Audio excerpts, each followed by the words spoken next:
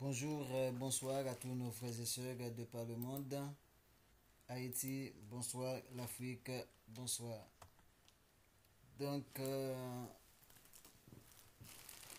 nous allons vous présenter la deuxième partie ou même la première partie de ce rubrique qu'on vient d'intituler comme Sortez du milieu 2. Donc, le but de cette émission aujourd'hui, donc comme c'était prévu, nous allons parler des deux semences. Les deux semences, deux jumeaux. Donc, le but de cette émission, c'est de susciter votre curiosité par rapport à ce qui est écrit dans la Bible. Moi, personnellement, je ne crois pas dans la Bible à 100%, parce que la Bible a été un ouvrage formaté par le christianisme aux fins de la colonisation, aux fins de l'exploitation, aux fins de mettre Israël en esclavage. C'est pourquoi il y a beaucoup de passages dans la Bible qui parlent de l'esclavage comme quelque chose de normal. Mais tout ceci est formaté par le christianisme, le Vatican. Mais pourquoi je vous dis ça? C'est parce que l'Église ne vous prêche pas la vérité. Et c'est pourquoi je vous invite à sortir de l'Église, à sortir de Babylone, parce qu'il n'y a pas de vérité dans la Bible, dans l'Église. Parce que, à la base, celui qui a créé le christianisme n'a pas de vérité en lui-même. Donc le christianisme ne peut pas prêcher la vérité. C'est pourquoi vous voyez tous ces amalgames, des fois même, on peut même dire des contradictions qu'il y a dans leur ouvrage qui est la Bible. Nous avons dit que nous allons commencer par parler des choses qui sont capitales pour votre salut, pour votre connaissance spirituelle. Et il est vrai qu'on utilise la Bible, mais en dehors de la Bible, comme c'était déjà indiqué, on trouve d'autres ouvrages qui nous donnent beaucoup plus de détails, comme le livre du juste, que moi je vous invite à lire. Absolument. Si vous avez besoin d'acquérir beaucoup plus de connaissances de la vraie réalité. Maintenant, parler des deux semences, c'est dans l'objectif pour pouvoir maintenant mieux comprendre le concept dans lequel nous vivons dans cette humanité. Le concept de deux semences qui implique carrément le concept de deux races. Il n'y a que deux races sur la terre. Une race pure et une race hybridée. La race hybridée, c'est la race illégitime. La race illicite, c'est la race bâtard. Donc, juste de parler des deux semences, on va parler carrément de la semence de Ève et la semence de Lucifer. Mais tout d'abord, nous voulons pas commencer et à travers cette émission, vous-même vous allez vous rendre compte de certains aspects auxquels vous devriez porter attention. Mais malheureusement que au niveau des églises, c'est pas ce qu'on vous prêche parce que c'est pas ça leur but à eux. Maintenant, nous voulons juste vous définir tout d'abord la notion de semence. De manière beaucoup plus générale, lorsqu'on parle de semence, on voit l'agriculture. Et c'est pourquoi on dit c'est toute graine ou toute autre partie d'un végétal apte à former une plante complète après sémis ou enfouissement. Dès que une graine est plantée ou sémis ou par enfouissement. Donc ça c'est des manières comme tout le monde le savent lorsqu'on parle de graines. Mais ce n'est pas qu'une seule définition. On dit également ça peut être le sperme de l'homme ou d'un animal mâle, ça veut dire dans le cas de l'homme c'est homme, animal et masculin qui est un animal reproducteur. Mais de manière littérale, on peut trouver une autre définition qui nous dit c'est j'aime d'où naît quelque chose. J'aime d'où naît quelque chose. Voilà pourquoi la Bible de l'épée, lui, quand il parle de Genèse chapitre 3 verset 15, il parle de j'aime au lieu de la semence. Et c'est ce par quoi nous allons commencer. Après la chute de l'homme, comme vous le savez, Ève était séduite par Lucifer à travers l'animal serpent, selon les écritures de la Bible. Mais, comme tout le monde le sait, lorsqu'on parle de séduction, déjà, la première chose qui nous vient à l'esprit, lorsqu'on parle de séduction, on voit un homme et une femme.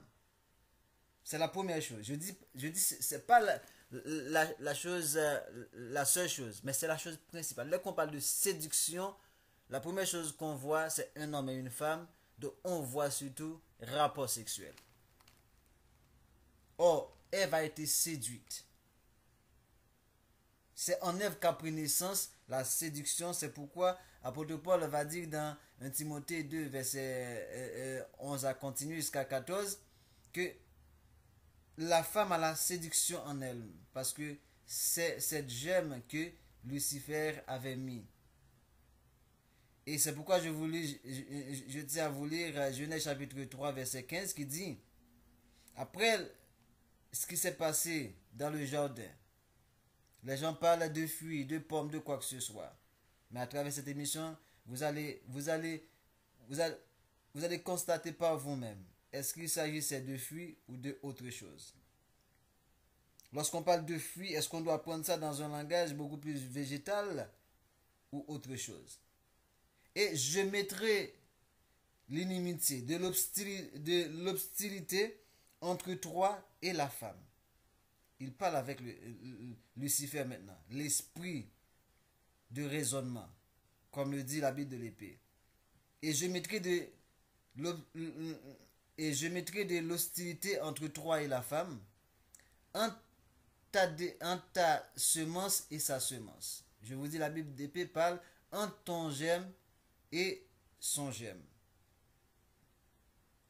Celui-ci t'écrasera ton agitation. Ça veut dire que la semence, le germe de Lucifer, va tourmenter la semence de Ève. Et toi, tu contrairas ses pas. Et la semence de Ève lui-même va écraser l'agitation de la semence de Lucifer. La semence de Lucifer va contrarier les pas, va tourmenter les pas, va exploiter la semence de Ève, va même jusqu'à les exterminer. Mais au final, c'est la semence de Ève qui va avoir le mot final en écrasant, selon certaines versions, la tête de la semence de Lucifer comme résultat final. C'est cette prophétie, c'est la première prophétie qui concernait les deux nations, les deux peuples, les deux races. Voilà pourquoi maintenant, ce qui s'est passé dans le jardin, on va voir. À travers Genèse chapitre 4, verset 1 à 2, il est dit, Adam connut Ève, sa femme. Elle conçut et enfanta Caïn. Et elle dit, j'ai formé un homme avec l'aide de Yah. Verset 1er. Adam connut Ève, sa femme, elle conçut et enfanta Caïn. Verset 2. Elle enfanta encore son frère Abel. C'est dans la même lignée. Lorsque je dis lignée, c'est dans le même fil d'idées. Cette action qui se passe là, c'est une action qui se passe, qui concerne Caïn et Abel au même temps. Adam connut Ève, elle conçut et enfanta, on pourrait dire Caïn et Abel. Caïn sort d'abord, et par la suite au verset 2, on nous dit, elle enfanta encore, ou même ensuite, Abel, son frère. Peut-être vous allez me dire non, parce que ça ne vous a jamais été dit dans les églises que Caïn et Abel sont deux jumeaux. Mais regardez Genèse chapitre 4 très bien. Mais peut-être vous allez me dire, non, non, non, non. Mais je vous demande de descendre plus bas au verset 25. Vous allez voir au verset 25, il va dire que Caïn connut encore sa femme et elle enfanta Seth. Donc, si c'était en deux moments différents entre Abel et Caïn, on allait dire que Adam connut Ève, elle enfanta Caïn. Ensuite, on allait dire Adam connut Ève encore et elle enfanta Abel. Tout comme on l'avait fait pour Seth, plus bas au verset 25. Le verset 25 nous dit que Adam connut Ève et elle enfanta un autre fils qui est Seth pour remplacer Abel que Caïn a tué. Adam connut sa femme, elle enfanta un fils et l'appela du nom de Seth. Pourquoi on n'a pas dit au verset 2 Adam connut sa femme et enfanta Abel? Mais c'est depuis au verset 1 on a dit Adam connut Ève, elle conçut et enfanta Caïn. On fait un petit détail sur Caïn pour dire que voilà ce qu'elle a dit, j'ai formé un homme avec l'aide de Yah. Ça, c'est un petit détail qu'on a donné. Elle enfanta encore ou ensuite son frère Abel, qui lui fut laboureur. Donc, c'est le même accouchement. Le rapport sexuel que Lucifer a eu avec Ève, Ève est tombée enceinte pour Lucifer. C'est l'hybridation. C'est par la suite que Adam a connu Ève et elle va mettre la deuxième semence qui est Abel. Mais la première semence a été déjà mise en Ève par Lucifer. Et attendez, ne dites rien parce que je sais que ça va choquer. Mais vous allez voir la suite. Nous allons voir la suite. Vous inquiétez pas. Ça, c'est pour parler de la naissance de Caïn. Parce qu'il y a deux personnages qu'on va étudier ici. On va étudier Caïn et Ésaü. Deux semences, deux jumeaux. Caïn et Abel, premier jumeau. Ésaü et Jacob, deuxième jumeau. Cependant, au chapitre 4, verset 8, il nous dit, cependant, Caïn adressa, vous savez tous cette histoire, vous connaissez tous cette histoire, lorsque Abel a présenté l'offrande, son offrande a été agréée, et celui de Caïn, pas. La jalousie, la haine s'empare de Caïn, et Caïn adressa la parole à son frère Abel. Mais comme ils étaient dans les champs, Caïn se jeta sur son frère Abel et le tua. Captez ça dans votre esprit, on va revenir là-dessus. Caïn se jeta sur Abel et le tua. Le premier meurtre, le premier crime, le premier sang qui a été versé. Maintenant au chapitre 4, verset 12 à 15. Maintenant tu seras, c'est la sentence de Yah par rapport à Caïn. Maintenant tu seras maudit de la terre qui a ouvert sa bouche pour recevoir de ta main le sang de ton frère. Quand tu cultiveras le sol, il ne te donnera plus sa richesse. Tu seras errant, retenez ce thème, tu seras errant et vagabond sur la terre. Caïn dit à Yah, mon châtiment est trop grand pour être supporté.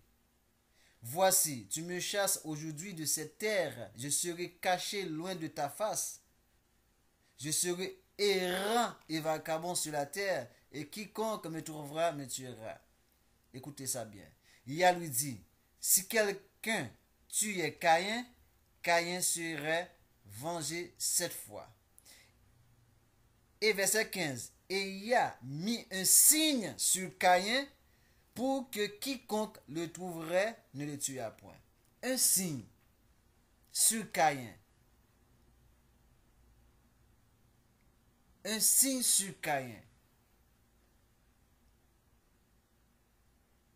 Donc, on s'imagine avec ce signe-là, il lui était... Bon, d'après les films qu'on a... Ok, on va pas imaginer que... Mais il y a un signe. Retenez ce mot, un signe. Maintenant, voilà le portrait qu'on vous fait de Caïn. Voyons maintenant le deuxième jumeau. Voici la postérité d'Isaac, fils de Abraham. Abraham engenda Isaac. Ça, c'est selon Genèse 25, verset 19 à 26. Isaac était âgé de 40 ans quand il prit pour femme Rebecca, fille de Bethuel l'Araméen. L'Araméen. Donc Christ est araméen. Et sœur de Laban. Isaac implora Ia pour sa femme, car elle était stérile. Et Ia l'exauça. Rebecca, sa femme, devint enceinte. Écoutez ça bien. Les deux enfants se heurtaient dans son sein. Et elle dit, s'il en était ainsi, s'il en est ainsi, pourquoi suis-je enceinte? Elle alla consulter Ia. Et Ia lui dit, deux nations sont dans ton sein, et deux peuples se sépareront au sortir de tes entrailles. Un de ces peuples sera plus fort que l'autre, et le plus grand sera assujetti au plus petit. Deux nations. Deux nations. Il y a d'autres versions qui disent, les enfants se heurtaient. Voilà, c'est ça. Les enfants se heurtaient dans son sein, ils se battaient dans son sein. Depuis le sein, ils se battaient, les deux semences. Pourquoi on parle des deux semences?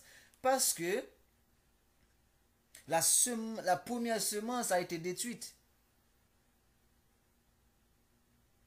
Ok?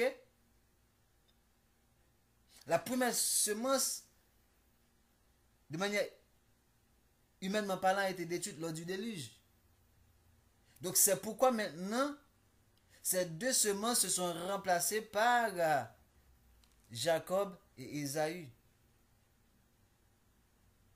Jacob va hériter Seth à travers Sem pour la semence de Abel, donc la femme.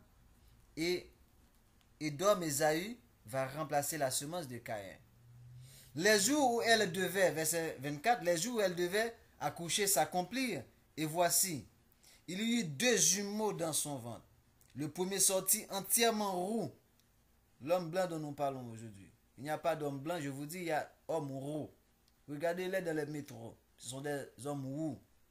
Comme un manteau de poil. Et on lui donna le nom d'Ésaü. On a décrit ce personnage roux. Encore le thème roux. N'oubliez pas, Caïn a versé, le premier a versé du sang. Et le sang est roux. Ensuite sortit son frère, dont la main tenait le talon d'Ésaü. Et on lui donna le nom de Jacob.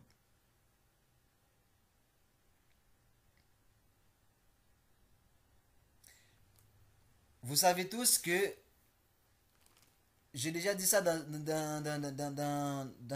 une émission. C'est Jacob qui devrait sortir le premier. Mais c'est depuis le sein que Ésaü a usurpé la sortie pour pouvoir bénéficier du droit d'aînesse, pour pouvoir bénéficier de l'héritage. C'est pourquoi Jacob tenait son talon, ne voulant pas qu'il sorte avant lui, parce que la promesse est faite pour Jacob, la descendance de Sem. Oui, Édom, sa descendance de Sem, mais il était prédestiné, ou du moins, selon la prophétie, il devrait remplacer la descendance de Caïn. Et vous savez tous qu'il a vendu son droit d'aînesse. Et il a bénéficié de toutes les bénédictions. Et lorsque Ésaü fait face à cette situation, il conçut de la haine contre Jacob. Selon ce que nous dit la parole dans Genèse chapitre 27 à partir de verset 30 à 40. Il conçut de la haine contre Jacob à cause de la bénédiction dont son père l'avait béni.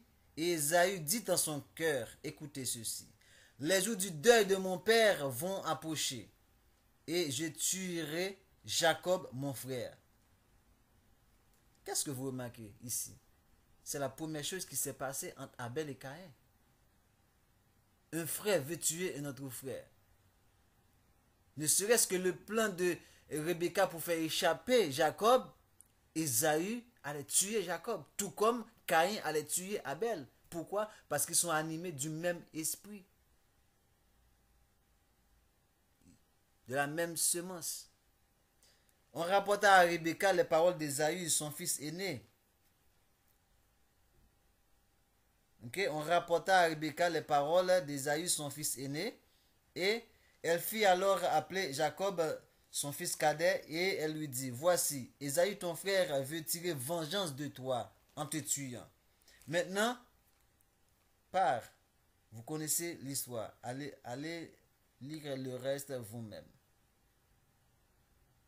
Plus loin, il nous dit, lorsque Ésaü voulait avoir des bénédictions, voilà la parole que, dans ce même passage, que au verset 40 et 39 à 40, voilà les paroles d'Isaac pour Ésaü. Ésaü répondit Isaac répondit à Ésaü, qui a voulu des bénédictions, et lui dit, voici, ta demeure sera privée de la graisse de la terre. Mais n'est-ce pas la même chose en tant que comme sentence que Ia avait donné à Caïn? Vous voulez que je vous relis ça? Voyons. Regardez. Tu seras maudit de la terre qui ouvrira sa bouche pour recevoir le sang de ton frère. Quand tu cultiveras le sol, il ne te donnera plus sa richesse. C'est comme pour dire c'est la même chose qui s'est dit ici à Jacob, à Ésaü. Ta demeure sera privée de la graisse de la terre, de la richesse de la terre et de la rosée du ciel. Tu vivras de ton épée et tu seras asservi à ton frère. Mais en errant, retournons dans Genèse où on parle de Jacob, de Caïn. Tu vois, il est dit de Caïn. Il est dit de Caïn. Tu seras errant et vagabond sur la terre. Errant et vagabond sur la terre. La même chose. Ésaü va être errant librement ça et là. Comme Caïn.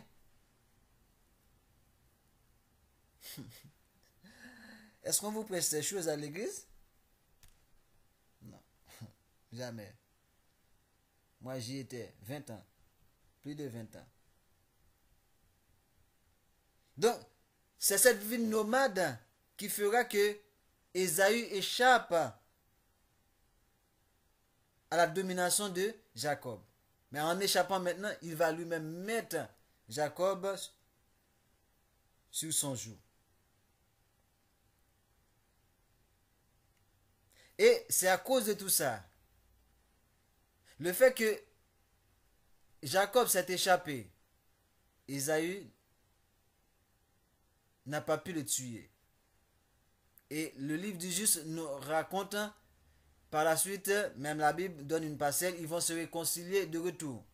Mais les descendants d'Ésaü vont encore nourrir de cette haine et ils vont le mettre en application.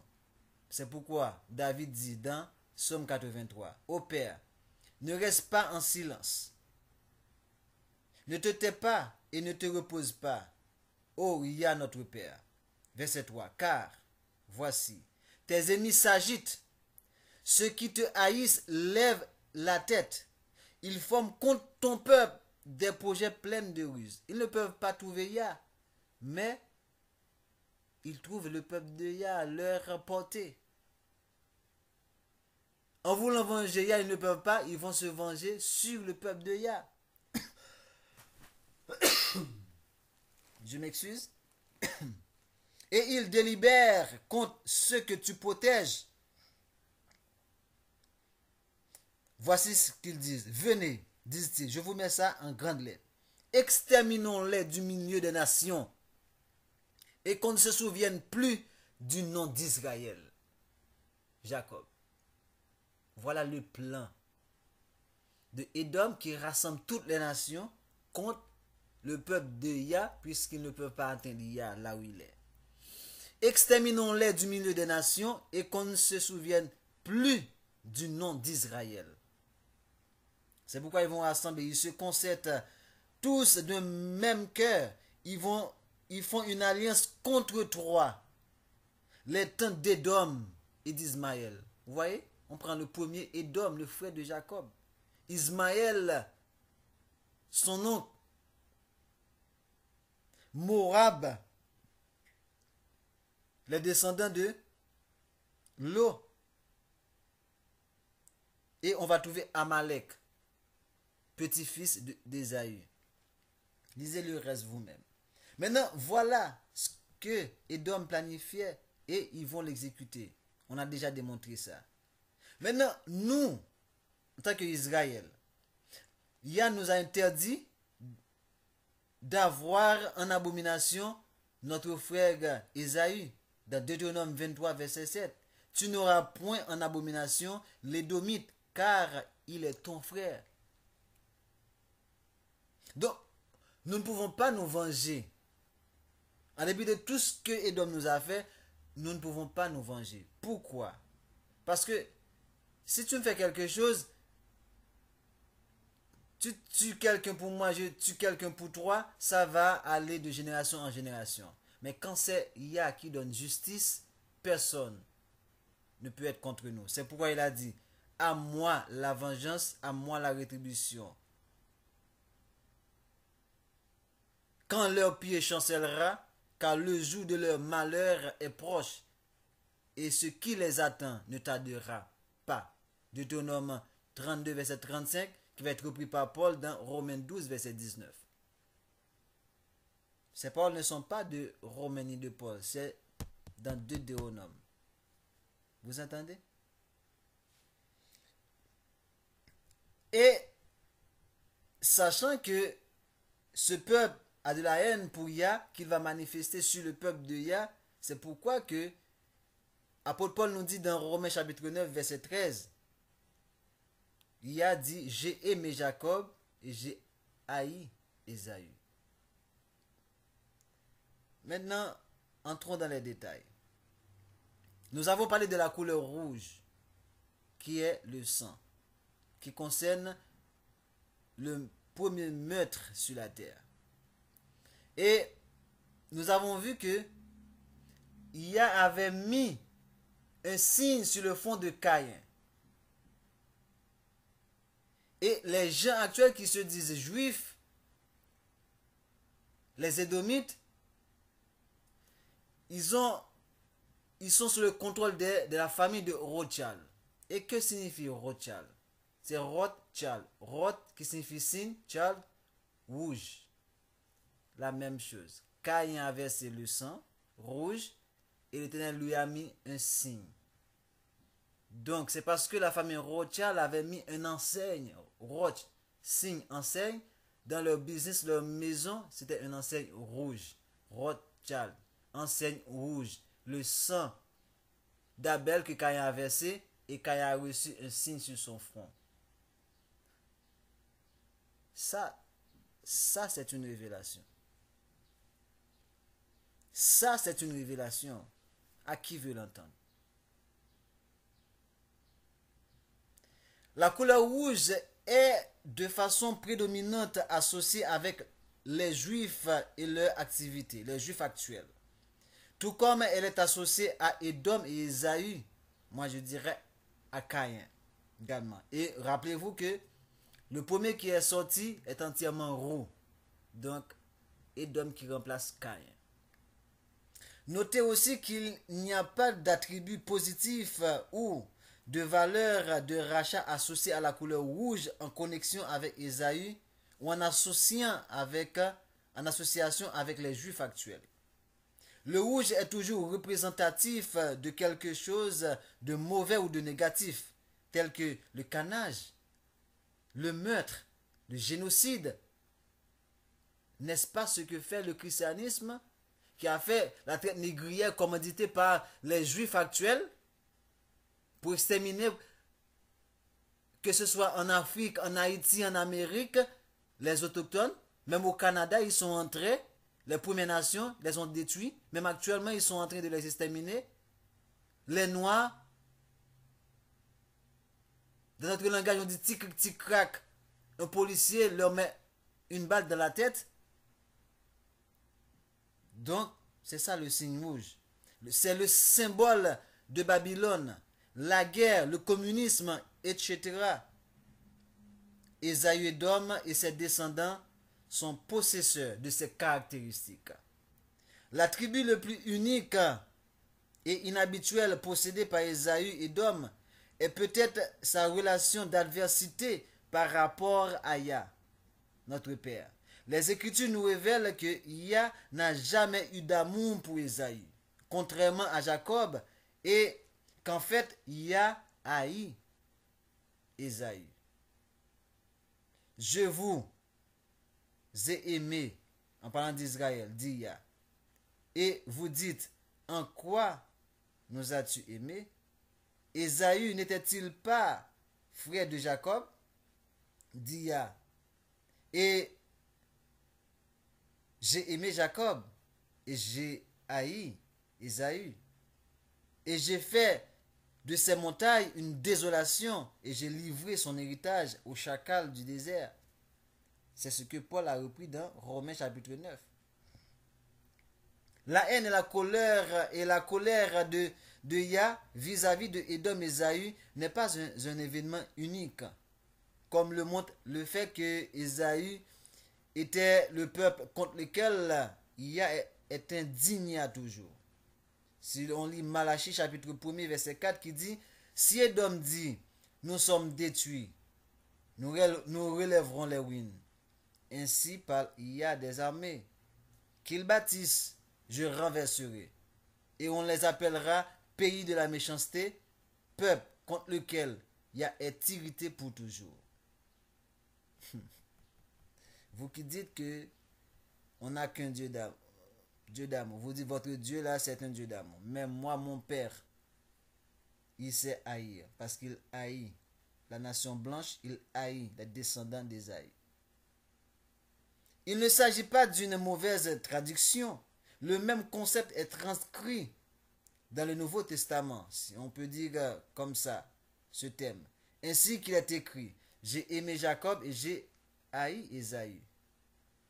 Cette haine de Yah envers Ésaü est un attribut que le cœur humain ne peut accepter ou embrasser, et il s'ensuit que beaucoup essaient de l'expliquer d'une façon ou d'une autre. De nombreux théologiens ont donc évité cette vérité des Écritures, ou bien ont essayé de la badigeonner en quelque chose de plus acceptable par la nature humaine. Non seulement Yah haït Ésaü et Édom et est contre ce peuple, mais il se réfère à eux comme peuple que j'ai voué à la destruction. Lisez Ésaü 34, verset 5. Mon épée s'est enivrée dans les cieux. Voici, elle va descendre sur Édom, sur le peuple que j'ai voué à l'extermination pour le châtier. Cette destruction n'est pas destinée à Ésaü seul, mais également à tous ses descendants.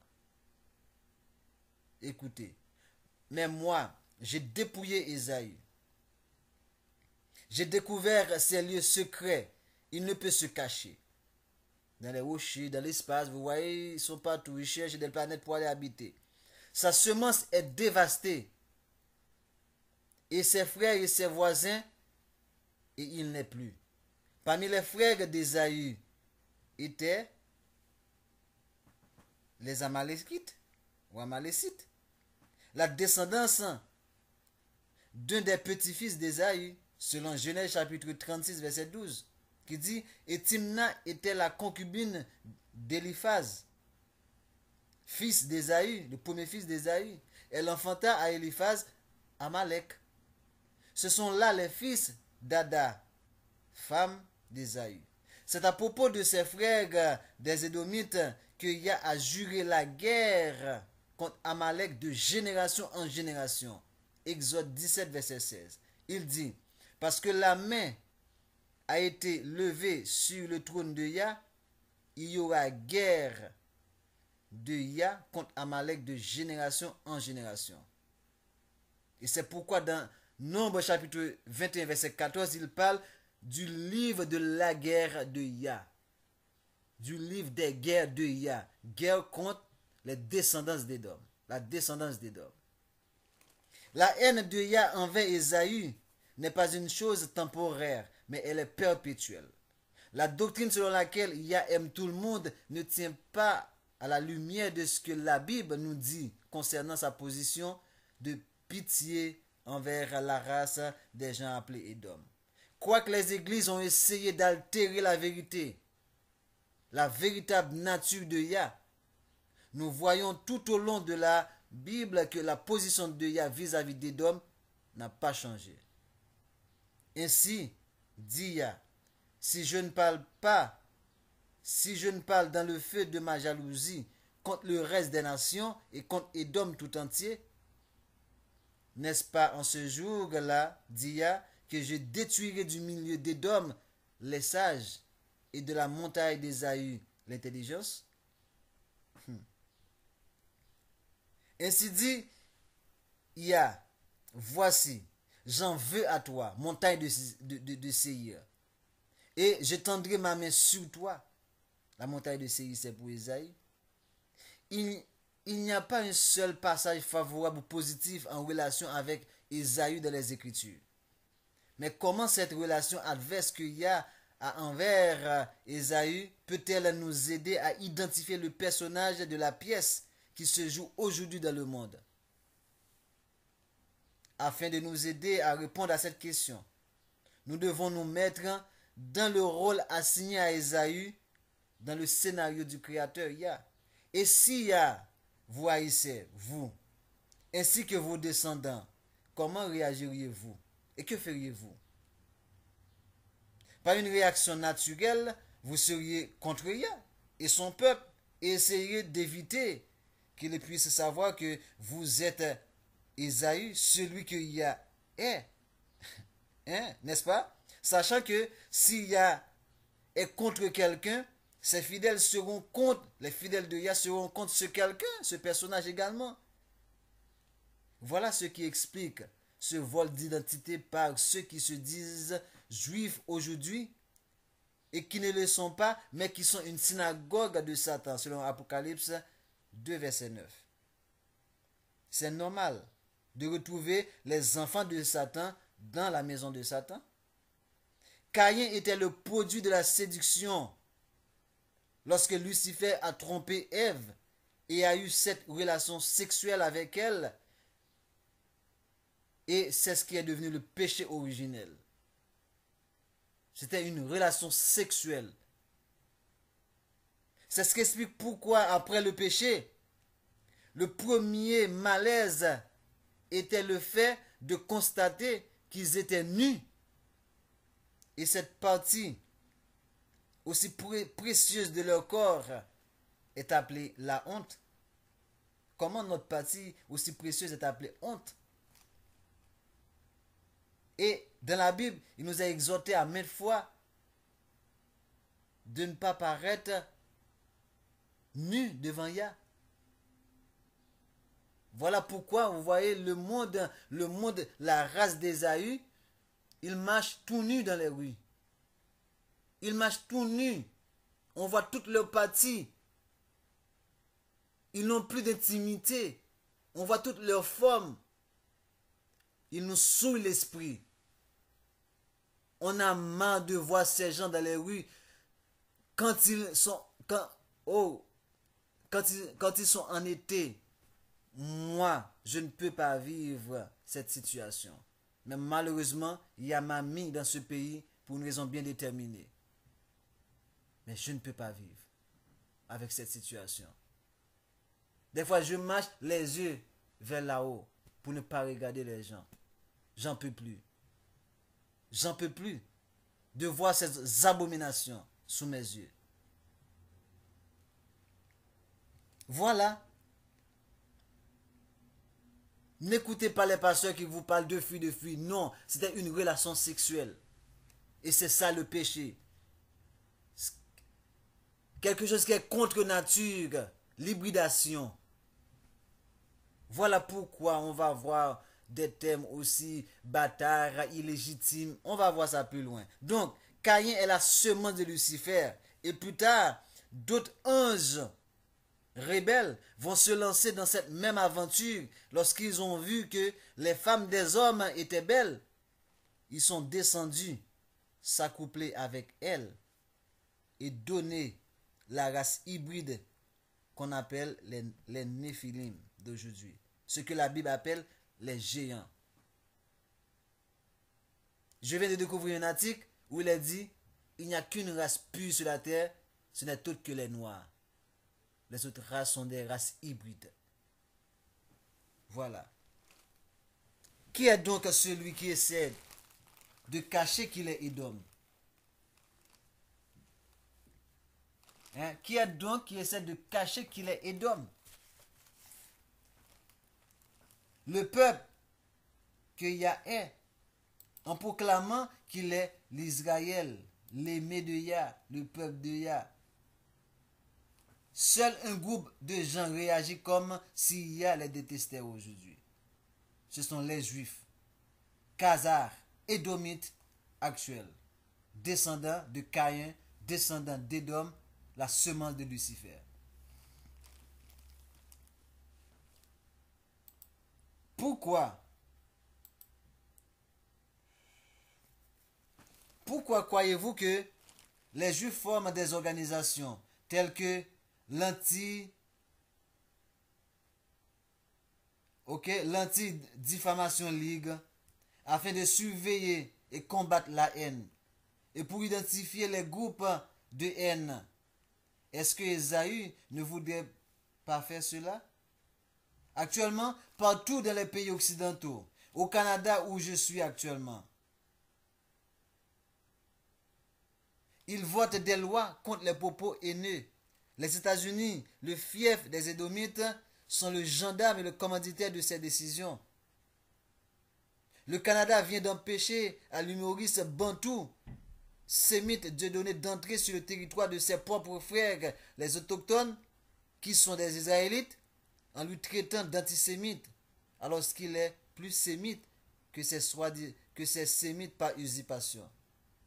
Pourquoi est-ce de façon presque exclusive les Juifs qui promeuvent les lois anti-haine et d'autres législations contre les crimes de haine? Si vous étiez Ésaü, ne voudriez-vous pas faire la même chose? Un Édomite voudrait aussi infiltrer les églises et les séminaires afin de faire croire au peuple de Yah qu'il n'y a pas de haine en Yah, mais seulement d'amour et de pitié. Les Juifs ont justement fait tout cela à travers le christianisme. Les Édomites d'aujourd'hui sont les principaux concernés par la haine. Et avec de bonnes raisons. Ils essaient désespérément de supprimer toute haine, même tout acte ou mot qui pourrait être interprété comme causant de l'angoisse mentale. En réponse à leur rôle d'être le peuple contre lequel Yah a de l'indignation pour toujours, les Juifs ont fait du concept de haine un tabou. Le Juif Elie Wiesel déclara à la télévision publique que même la haine de la haine est dangereuse. Ceci est un exemple de combien les Juifs édomites sont paranoïaques en ce qui concerne la haine de Yah envers eux. Et jusqu'où ils iront pour éliminer de l'esprit du peuple de Yah tout aspect de l'idée de haine. Oui, Yah est et a de l'indignation pour les Juifs édomites. Et si quelqu'un ose prendre parti de Yah en cette matière, il rencontrera une grande opposition et une persécution de la part de ceux qui croient que les Juifs édomites sont le peuple élu de Yah. Voilà pourquoi, dès qu'on parle de Juifs, de Israël de nos jours, on voit ces bâtards. Ces criminels qui sont prêts à tout pour éviter l'extermination que Yah leur a réservée pour avoir commis l'adultère avec Ève, ce qui est contraire au 7e commandement, tu ne commettras point d'adultère, et combattre son peuple jusqu'à effacer son nom sur la face de la terre.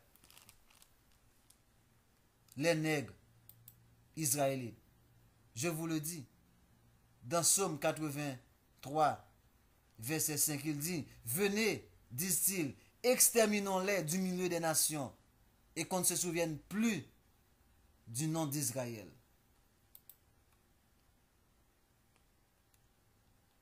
Après tous ces éléments de preuve, je suis sûr et certain qu'il y a des gens qui restent encore sceptiques par rapport à cet enseignement.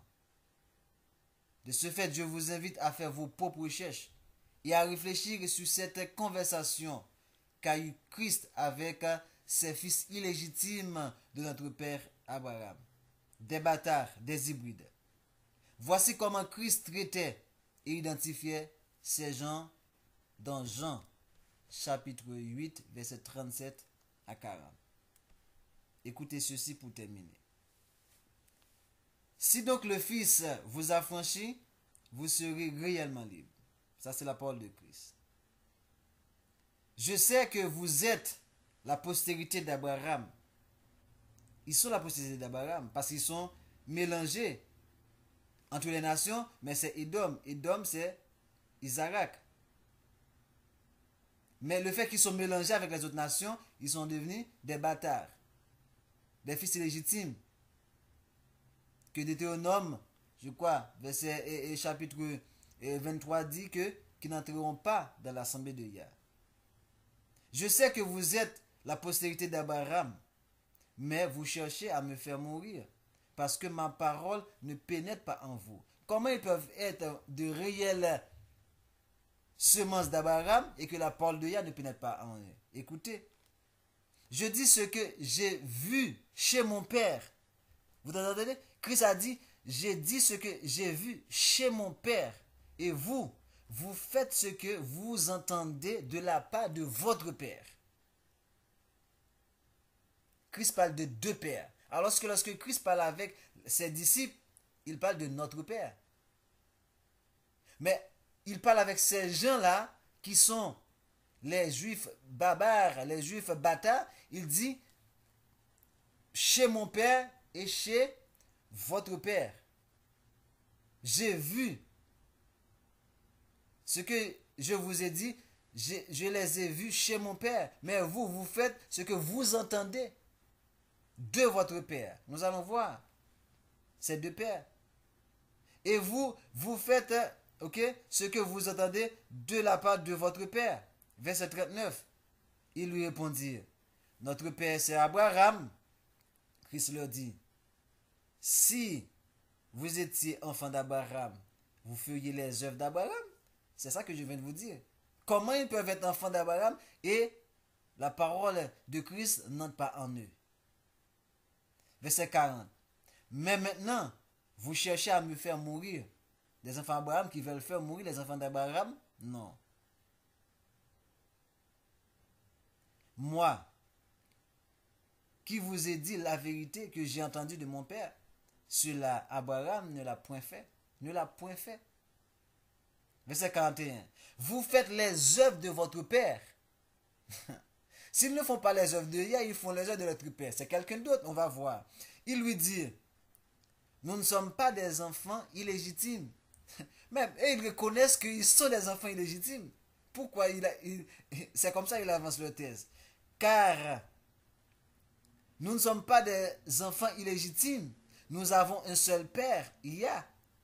Ah oui, ils prétendent que leur Père, c'est le Père de Christ. Voilà ce que Christ va leur répondre au verset 42. Christ leur dit, si Yah le Très-Haut était votre Père, vous m'aimeriez. Car c'est de Yah que je suis sorti et que je viens. Et je ne suis pas venu de moi-même, mais c'est lui qui m'a envoyé. Verset 43. Pourquoi ne comprenez-vous pas mon langage? Parce que vous ne pouvez pas écouter ma parole. Donc, comment quelqu'un peut être de Yah et ne pas écouter la parole de Christ? C'est impossible. Verset 44. Vous avez pour père le diable. Vous voyez les deux pères que Christ parlait? Moi, j'ai vu chez mon père, mais vous, vous attendez de la part de votre père. Et vous avez pour père le diable. Et vous voulez accomplir les désirs de votre père, Lucifer. Il a été meurtrier. C'est pourquoi je vous ai dit tantôt, retenez des thèmes. Il a été meurtrier dès le commencement. Comment Lucifer a été meurtrier dès le commencement? N'est-ce pas avec la mort d'Abel qu'a causé Caïn? Parce que Caïn est sa semence. Et il ne se tient pas dans la vérité parce qu'il n'y a pas de vérité en lui. Lorsqu'il profère le mensonge. N'est-ce pas lui qui avait dit à Ève, non, n'écoutez pas, si vous mangez, vous n'allez pas mourir. Et qui a tué Abel? N'est-ce pas Caïn? Et pourquoi on dit que c'est Lucifer qui est meurtrier dès le commencement? Donc parce que sa semence a agi. Et c'est sa semence qui est en train de semer le feu, d'allumer le feu, la guerre partout dans le monde, jusqu'à présent. C'est la semence de Lucifer, les descendants de Caïn remplacés par les descendants d'Ésaü. À qui veut l'entendre? Car il est menteur et le père du mensonge. Et moi, parce que je vous dis la vérité, vous ne me croyez pas. Écoutez ça bien. Qui de vous me convaincra de péché? Si je dis la vérité, pourquoi ne me croyez-vous pas? Écoutez ça bien, mes chers amis. Verset 47 pour terminer. Celui qui est de Yah, écoute les paroles de Yah. Vous n'écoutez pas parce que vous n'êtes pas de Yah. Les deux semences. L'homme blanc qui nous apporte l'évangile en Haïti, mes chers amis, ce sont des francs-maçons. Toutes les sectes, baptistes, méthodistes, pentecôtistes, ont toutes été créées par des francs-maçons, des kabbalistes, des lucifériens. C'est pourquoi l'Église ne vous enseigne pas ces paroles, ces vérités. Et c'est pourquoi moi, je vous invite à sortir du milieu d'eux. Vous êtes le peuple d'Israël. Et vous servez la religion de votre ennemi. Qu'est-ce qu'il va vous enseigner? Autre chose que de vous mettre, pour pouvoir vous mettre sous sa domination. Parce que c'est à vous de dominer sur lui. Mais étant un errant, il a triché. Il a utilisé toutes sortes de moyens pour échapper à notre domination. Maintenant, il nous met sur leur domination. Et ils nous exterminent parce qu'ils savent que eux, ils vont être exterminés à toujours. C'est pourquoi ils ont dit, venez, disent-ils, exterminons-les. Exterminons-les parmi les nations et qu'on n'entende point parler d'Israël sur la face de la terre. Les deux semences, les deux jumeaux, Caïn et Abel, remplacés par Édom et Ésaü, deux races, deux peuples, les blancs et les noirs. Le peuple de Lucifer, les blancs, le peuple de Yah, nous les noirs bantous, israélites notamment, qui vont être associés au peuple africain. Parce que nous, Israël, nous ne sommes pas africains. Nous ne sommes pas kamites, nous sommes sémites. Ceux qui se disent sémites, utilisez-le comme vous voulez. Mais les vrais sémites sont des noirs. Les noirs d'Amérique, États-Unis, les Noirs des États-Unis, Guadeloupe, Martinique et Haïti, la tribu de Lévi. À bon entendeur, salut. Que Yah vous bénisse. Le prochain numéro, c'est pour bientôt.